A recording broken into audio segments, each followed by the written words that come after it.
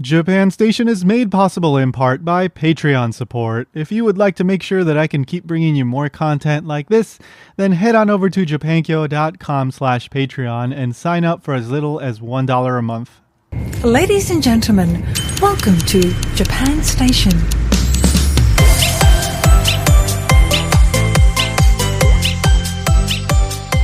Welcome to Japan Station, a production of japankyo.com. This is where we talk about all things Japan. I'm your host, content creator, and founder of japankyo.com, Tony R. Vega. So I've noticed a little bit of an increase in the number of downloads for the show lately. Thank you so much to all the new listeners. I really do appreciate it. I have a very extensive back catalog of episodes for Japan Station, over 140 episodes. I've been at this for like maybe 8 years at this point. I think I stopped counting, but I think it's something like that. So there's a lot of, I think, good content here on the feed. I also used to produce another show called Ichimon Japan. That one is also all about Japan, and it's the show that I started with my co-host Ryan, who you may have listened to on previous episodes of Japan Station. So there's over 70 episodes of content over there. It's basically the same thing we do here on Japan Station when I do an episode with him. We pick a topic and we go deep into it. So if you haven't listened to Ichimon Japan, I think that a lot of those episodes, pretty much all of them, are evergreen. So you can go listen to them now and still enjoy them just like you would have right after it was published. I may start publishing some of those over here on this feed because I know a lot of people aren't aware of Ichimon Japan. Some people just find Japan Station. They never get to that other show that I used to produce because I'm not producing it anymore. I'm doing it all here on Japan Station. But just in case you're thirsty for even more Japan content, check out Ichimon Japan and the back catalog here. Don't forget to subscribe because I'm producing basically 2 episodes a month, sometimes a bonus episode here or there, and I've got plenty more to come. And if you have any questions or suggestions, you can reach out via email, mail@japankyo.com. Anyway, let's get into the episode. So today you're going to get to hear a conversation with Marc Yamada. He's a professor of interdisciplinary humanities at Brigham Young University and the author of Murakami Haruki on Film, a new book about, yes, the film adaptations of the very famous Japanese author Haruki Murakami. Even if you don't know anything about Haruki Murakami, I think this is still a fun episode. We delve into why he's so popular. And again, he is easily one of the most popular writers of fiction to have ever come out of Japan. He's a very interesting individual, and he's, let's just say that he's got some very quirky, fantastical fiction. We delve into that a bit in the conversation. And of course, we talk about some of the more interesting film adaptations that have been produced of his work. If you want to find out even more, you can check out Marc's book. I'm going to include a link down in the show notes or description, whatever it's called. So check that out. It's not a huge book, so you can definitely get through it pretty easily. And it's quite comprehensive, right? It delves into the various film adaptations that have been produced, a ton that I had no idea about. So this was a really enlightening conversation. So with all that done, it's time to get into my conversation with Marc Yamada. I've been wanting to talk about Haruki Murakami for a while, and then you showed up, and now we can do that. So. Yeah, let's do it. So, I worked in a Barnes and Noble like a long time ago, like back in high school when they had Barnes and Nobles. Yeah. There's still a few here and there, but yeah, back when we used to read on paper. Yes, right. And so back then, I used my employee discount. And back then, even back then, I was really into anything Japan. So I think I bought every Murakami book that was available at the time and read really cool. Everything, the short stories, the longer ones, the hard-boiled. I think Hard-Boiled Wonderland was the biggest one. Well, that was the thickest one, I think. But that was pretty thick. Yeah. And I especially enjoyed like the really crazy, fantastical, like what the hell is going on kind of stories. So I really got into it, and then I watched a couple of the movies. Well, I watched Norwegian Wood when I was in Japan. It came out when I was living there. Oh, really? Okay. Yeah, And then Yeah. in recent years, I just haven't kept up. So Okay. I need to get around to like reading some of the more recent stuff. But Yeah. Yeah. you know, I've enjoyed his stuff, and so this is a topic I've been very eager to get into. But that was Of course. my Murakami story. Yeah. How did you get into him? Everyone has a Murakami story, huh? Yeah. Well, yeah. So I guess I was kind of similar. I did a bachelor's degree in Japanese Mhm, and here at Brigham Young University. mhm, And one of my classes was on modern Japanese literature, and we read some some Haruki Murakami. And I think we read A Wild Sheep Chase. yeah. And I remember thinking it was so different than some of the other things that we read. It was kind of hipper and Mhm, more modern, and it the felt like the author was kind of speaking more to kind of a younger crowd, maybe kind of post-war, kind of contemporary. So I really got interested in his stuff then. And then I went on and did a PhD in Japanese literature at UC Berkeley, and mhm, of course ran into him quite a bit. And you know, he's the biggest Japanese writer that there ever has been, and translated worldwide. And so you really have to read his stuff. And then I wrote a couple of articles on him and some of his literature, and so I had to kind of dig in deep to his work and kind of analyze it that way. But it wasn't really until recently that I got into his films. mhm, He's had films based on his work for about 30 years now, but it's really been his recent films, I think, that are the strongest and most interesting. mhm. And I saw the film Burning a few years ago and really liked it, and thought, wow, this film really captures Murakami in a way that maybe other films hadn't so far. And so that's kind of how my Murakami journey has progressed, Mhm. and led to that book that I wrote on the films that have been released based on his work. Yeah, like I mean, after reading that, I was like, oh, I need to catch up on this. There's so many. I wasn't even aware of like how many have been made.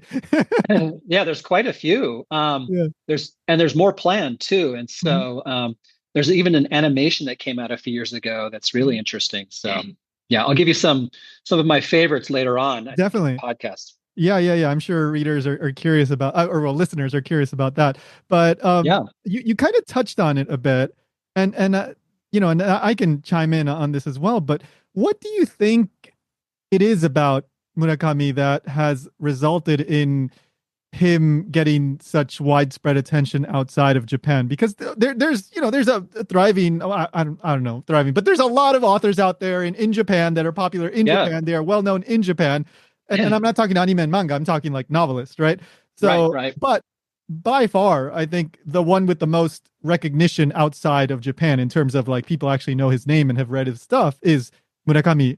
So Yeah, what do you think you know what's behind that? What why is sure. that? Yeah, that's a great question. I think one, his literature is really interesting. I think it involves a hero that's kind of an everyman that's kind of Mhm, thrown into weird situations, and we can kind of relate to this person and how they react to their life and mhm, what's going on, relationships, things like that. On a deeper level, I think what's interesting about Murakami is that he is also a translator. He likes to translate American literature into Japanese, so he kind of works in the space between translation. He Interestingly enough, he wrote his first novel or part of his first novel in English. So he started writing it in English and then he translated it into Japanese. mhm, And so there's something about his prose that feels a little more kind of English languagey in terms of syntax, even idiomatically. mhm, There's something about his style that is kind of familiar in a way, and so I think that's kind of helped him. He A lot of references, of course, to music, popular music that people know around the world, food. People talk about him as being a global writer in the sense he doesn't really isn't really confined to Japan, in the sense that his sensibilities are really kind of more global. That you can read him, and even though his novels take place in Japan, and he references maybe Japanese locations and Japanese food, it feels like something that you can relate to on a global level. And so I think that is one of the reasons why I think he kind of exists between this kind of in this translated state where he's he kind of appeals to many different people around the world. mhm. Yeah, like I think, like I said, I think the first book that I read by him was Hardboiled Wonderland, Yeah. and that is one of his more like wackier ones. Like it's like I Yeah. that's the one with the guy that likes to count change in his pocket, and Right. like Right. these mysterious guys show up and they take him underground. There's like these lizard people, and right, like I mean, it's been like Yeah. 20 years or more since I've read it, but these images have stuck in my mind. He's And a really good mhm, writer of what's called magical realism, which mhm, is kind of mixing the mundane, so really mundane situations, mundane mhm, characters, and then just a little bit of a kind of a strangeness about it, which I think is mhm, really appealing, to the people who are kind of interested in that kind of thing. And so, yeah, he's a very good example of kind of mixing in a touch of the and not too much. It's not fantasy, but it's mhm, like there's mhm. something just odd, or a little bit off, or weird characters, or people with weird names, in an otherwise kind of normal situation that we can all relate to. I think Yeah. his like I said, his character is very mundane, very normal, into kind of the music that most people listen to, the food. He's not extraordinary, he's not rich, he's not, and so we can all relate to that one character, and then we kind of go on a journey into this kind of weird world with him, and that's kind of our entryway into it. Yeah. So yeah, I think that's something that might appeal, as you mentioned, right? This idea of kind of the weirdness, but not too weird, right? I mean, Mhm, it's mhm. weird, but it's just a little bit of a touch of the weird that I think is what's appealing. Yeah, Yeah, yeah, yeah, yeah. And then, like you mentioned, like there's a lot of those references to whether it's like classical music or modern music or yeah, novels and this and that. And like it, and I mentioned this in the email, but it kind of reminded me a little bit of Akira Toriyama and Dragon Ball, and how like Akira Toriyama was so influenced by like Disney and right, Hollywood movies and right, kung fu movies and Terminator and time travel and like all these things that were popular, like coming out of the U.S. And he put it all together into this mishmash, and yeah, it came out into this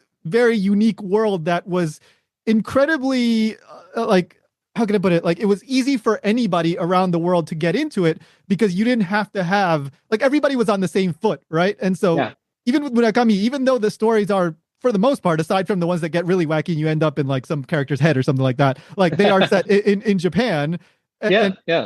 but like even Japanese readers are kind of confused like with what's going on. Yeah, there's a little bit of a strangeness that it's hard to, and I think that's part of it too, is that they're kind of mysteries and puzzles, and they don't always kind of come together perfectly, and they Mhm. kind of linger in your mind a little bit, right? There's kind of Yeah. the Japanese word fushigi is kind of Mhm. useful in that way.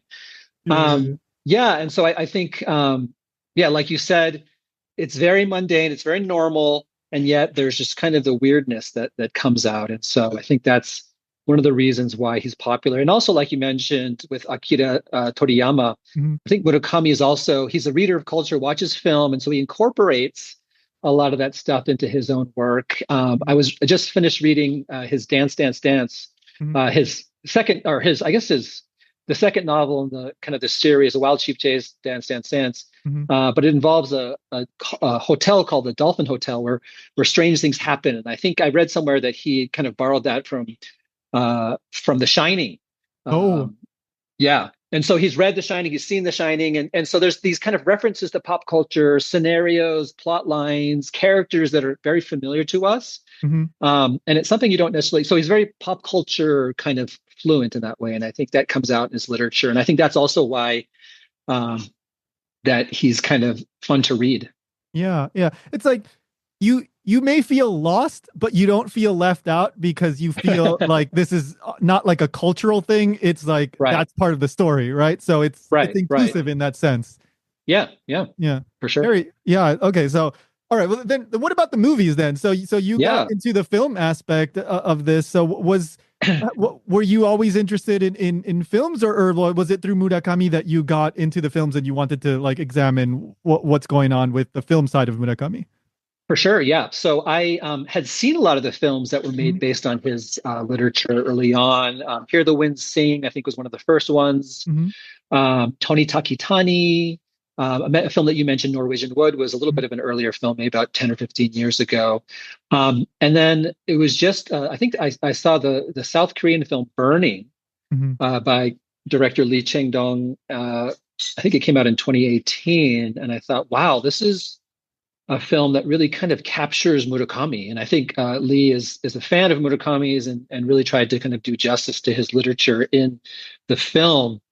And so I thought, this would be really interesting to write an article on. So I wrote an article on that film along with Tony Takitani, another film that came out about 20 years ago, maybe 15 years ago, and published it. And then I thought, you know what? And then I heard that, Drive My Car was coming out and it did really well and actually won the Academy Award.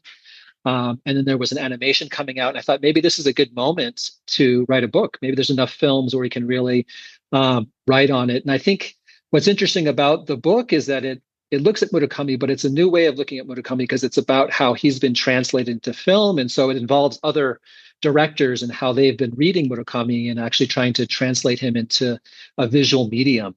And I make the case in the book that they're in some ways kind of, they're taking from different Murakami stories and almost kind of assembling a new Murakami story through their films. They're kind of in some ways co-authors with him a little bit. So it's been fun to see how different directors around the world, and I've looked at a Japanese director. There's been directors from Poland, from America, South America, Europe, who have all are fans of Murakami and really wanted to kind of try to translate him into film. And so it's been fun to kind of see all the films that come out about him.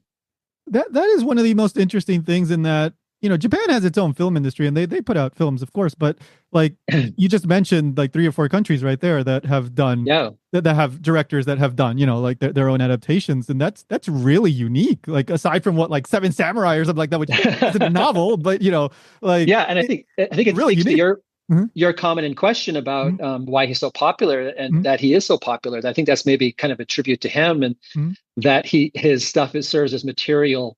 And I think largely to do with the fact that he's such a good short story writer. And I think short stories maybe translate better into a feature film than maybe a long novel. Long novel is maybe a little bit too long to try to adapt. And so he has a lot of great short stories. And some argue that he's actually a better short story writer than a novelist. His novels tend to get a little bloated sometimes. But his short stories are a little bit more kind of streamlined and minimalist. And so it provides a really interesting kind of, and what's interesting about the directors too, is that I think Murakami actually doesn't like to give permission to adapt any of his novels, but that's what I wanted to ask you about. Like what has been his involvement like with these movies? So he's kind of weirdly ambivalent. He's very interested in how his novels have been translated into English, but he's been a little ambivalent about the films that have been made on his work. But most recently, he said that he really liked Burning. But he's also, like I mentioned, not liked to give permission to adapt novels. It's more short stories. He feels like short stories are better for film. And so what directors will often do is say, hey, can I translate maybe 2 or 3 of your stories into one film, and I can kind of bring them together. And so that's kind of interesting that the directors have chosen that, because it actually is a way for them to kind of stitch 2 or 3 different stories together into one narrative, right? So an interesting way in which Murakami's adapted that way. So yeah, I think that his involvement has been a little bit standoffish on it, not as involved, maybe kind of watching it from afar. He mentioned he did see Drive My Car, but he said he didn't really understand it, I love that. which I thought was so interesting. So now he's like, your I really turn, buddy. Like that's what we were doing. He's like, I really liked it, but I didn't quite get it. So that's my feeling about his book. Yeah, like, right. I enjoyed it, but I'm not quite sure what I read. Turns. Yes. Yeah, and that's so interesting. I thought that he would get it. I thought that, but it was so funny that he was like, oh, that was a strange, story. So anyway, yeah. But like, for example, I mean, I keep going back to Hardboiled Wonderworld because it's one of his biggest ones, but like adapting that into movies, like just no, don't even bother. Yeah. Like, that would be like a streaming series, maybe. Right. Yeah. Right. You could probably do like a 10 episode series or something. Yeah, exactly. I mean, some of the shorter ones, I guess Norwegian Wood was, more of a compact story. Yeah, that's true. That was adapted, huh? I wonder how I wonder how the director was able to get permission for that, but that was Yeah. But that was a Japanese production too, so who knows? Maybe I don't know. Oh, yeah, right. Yeah. So maybe there's something there. But yeah. So what do you think are there's a lot of different adaptations. What are some of your, I don't know, it could be a favorite or some of the more notable ones that you came across, or Yeah. ones that you covered in the book. Right. So I mentioned Burning Mhm, by a South Korean director, mhm, Lee Chang-dong, which is really interesting. That's one definitely to watch. I think it might be on Netflix still. It's based on a short story called Barn Burning. mhm, But Lee also kind of brings in a few other stories and characters from other stories to kind of fill out the film narrative. But it's kind of a weird mystery, and there's certain kind of details. There's certain people joke there's certain elements of Murakami that get repeated throughout his novels. Like characters sometimes go missing, like maybe a girlfriend or a yep. wife. Um, there's references to pop culture. There's parallel worlds that develop. There's doppelgangers. There's references to food and things like that. And so I think Burning does a good job of kind of bringing in a lot of these different kind of references to Murakami. So it's almost like the story becomes, or the film becomes, almost like a kind of a love letter or a fan letter to Murakami. Mhm, That's kind of what it feels like, but really a well done film, and I think you'll really like it if you watch it. It's a strange film that never kind of completely reconciles, and you're not quite sure in the end what's happened, but it kind of takes you on an interesting journey, kind of a mystery thriller. So that's a really mhm, good one. You mentioned Drive My Car, that is the most recent film and the one that won the Academy Award a few years mhm, ago. I think that's I would say Burning's his best. I would say Drive My Car might be his second best, or the second best film based on Murakami. This film is interesting because it really deals with this idea of Murakami as a translator, because the film is about um, translating from different languages. It's actually about adaptation, because the main character in the film is adapting. I think it's a Chekhov play mhm, or he's going to be he's putting together a theatrical troupe to perform this play. mhm, mhm, But what's interesting about the performers is they all speak different languages. So everyone's speaking in a different language at the same time, and so there's issues of translation that really speaks to Murakami and how he's kind of, like I mentioned, in the space in between translation as a translator, but also, kind of beginning his first work in translation. So that's a really interesting one to look at. It's a good human story. mhm. And then a really fun one that came out more recently, I think a couple of years ago, maybe a year ago, is Blind Willow Sweeping Woman, which is a animation. Hmm. Um, and That's you one of his and older stories, right? I It think, is. It's one of his right? older stories, Yeah. and it's interesting because the this director actually took about 5 or 6 different stories and blended them together into Mhm, one story. So you have characters from different stories, you have settings, all these events that are kind of happening, but it really works well together. Some argue that animation might be the best medium for Murakami because there is that kind of strangeness that you can capture in animation. mhm. That might be hard. It's kind of hard to capture a talking frog in live action and not Yeah. make it weird, Yeah. but in animation it kind of works, and so that's another one. I would say those three are the ones that you really want to check out. Probably his three best are Burning, Drive My Car, and Willow Sleeping Woman. Yeah. Yeah. Yeah.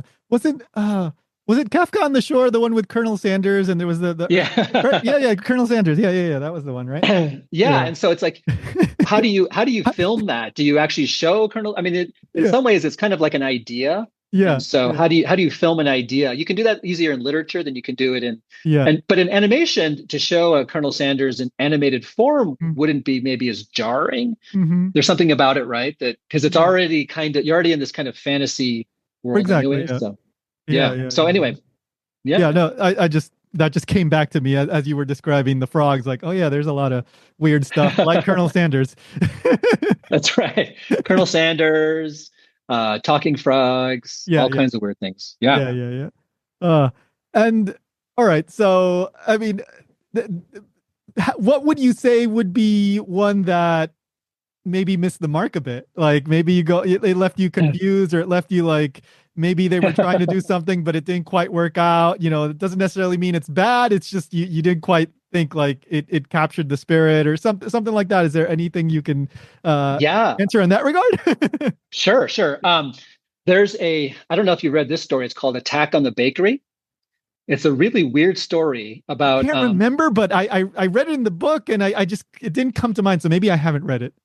it's a very Murakami-like story, but it's about a couple who wake up in the middle of the night and they're really hungry, Mm-hmm. and they decide to knock off a bakery Mm-hmm. in order to get bread because the husband had done this maybe 10 years ago and had an experience kind of robbing a bakery. And so they decide to go out and rob a bakery. There's no bakeries open, so they have to rob a McDonald's.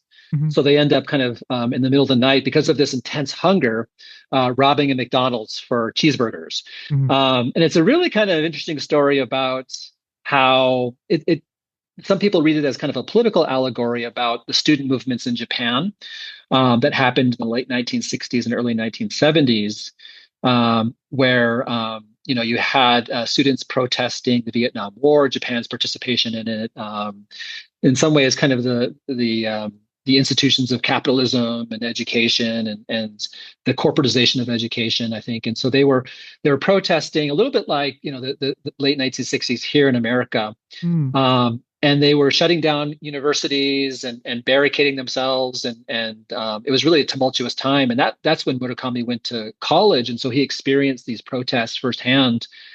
And so some people argue that the story is about his own kind of selling out a little bit, that he was this kind of related to student activism, and then has become this kind of chic, wealthy writer living in Tokyo, driving BMWs around. And so some people argue that story is his own kind of political kind of expression of his own politics.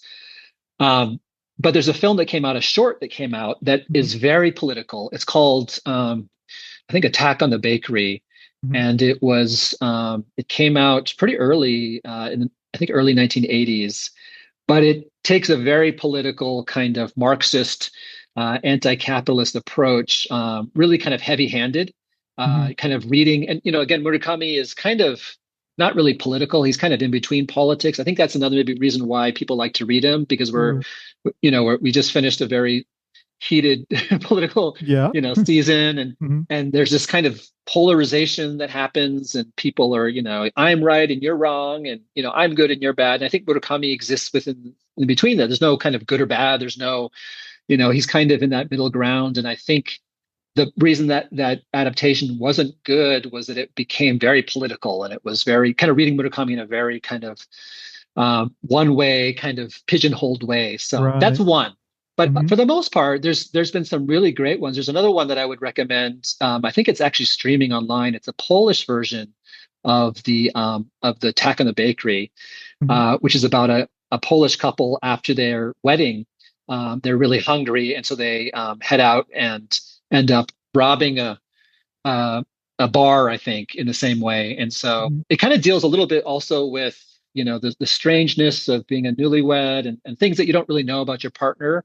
But there's also the touch of magical realism that we've been talking about, where strange things happen. Like, why would this couple be so hungry that they're going to go actually rob a a store, right? And turn into criminals, right? This normal everyday kind of couple. And so that's a really fun story that I would really recommend watching.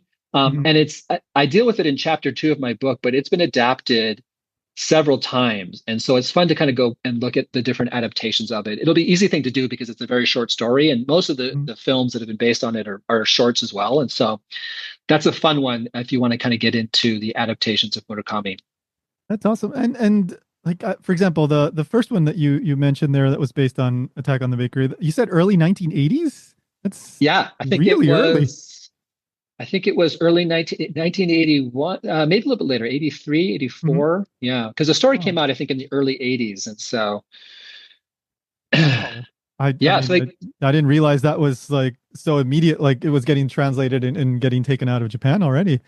Yeah, and this is actually, so this, I think the director was actually Japanese for that one. Oh, okay. But this is another thing that's interesting. If you compare some of the earlier adaptations of Murakami with later things like Burning and Drive My Car, tend to be a little bit more serious dramas. True. The earlier films are a little bit more like a screwball comedy, which there's a side to Murakami that actually is kind of funny, right? And Yeah, strange and yeah. weird.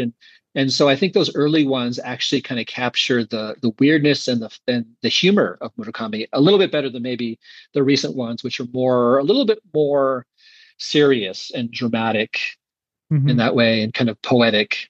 Yeah. Yeah, yeah. I mean, yeah, like the wackiness is what got me into it, and then from there I just started reading everything because and I just enjoyed it.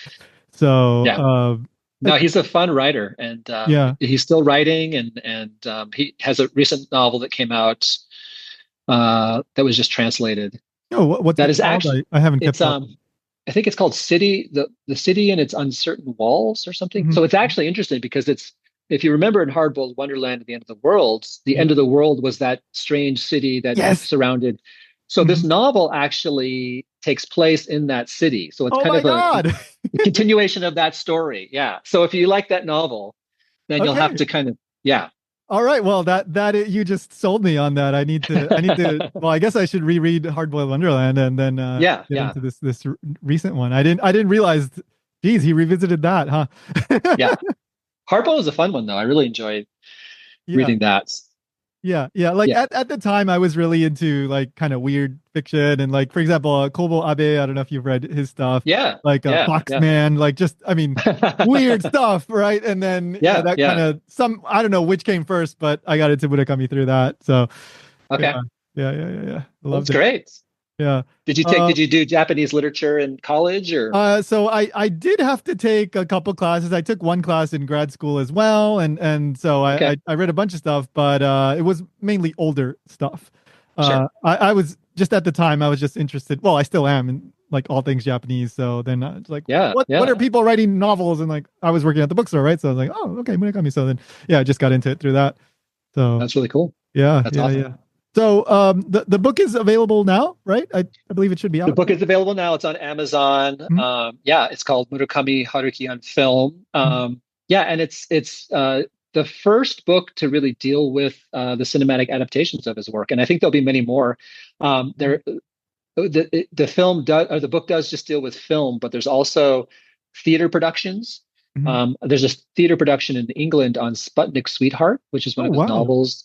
Mhm. Um, so I think I can imagine in a few years there's going to be a book on just adaptations in general. I think there's been some TV, so you have film, TV, animation, theater, and I wouldn't doubt there's a video game coming Yeah, right. And on has there something. been there's been a TV series of some kind like I remember hearing something about a TV mhm. series that Hmm. was based on it or loosely based on something. I don't remember exactly. I'll have to look that up. But yeah. Sure, yeah. Oh, that's So interesting. I think there should be, like I said, Hardboiled Wonderland, Netflix. I think it would make a good, yeah, make a good kind of limited series, huh? Yeah. Episode title for this one is like Tony talks about Hardboiled Wonderland for 30 minutes. But No, no, it's a good seriously, novel.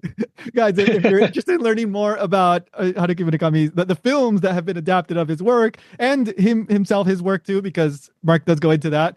Check out the book. The link is down below, and you can get it for yourself and read and find out a whole lot more. So, thank you so Yeah, much for making time. I enjoyed the book of and learning more course. about the Haruki Murakami and the films and all that. Thank you.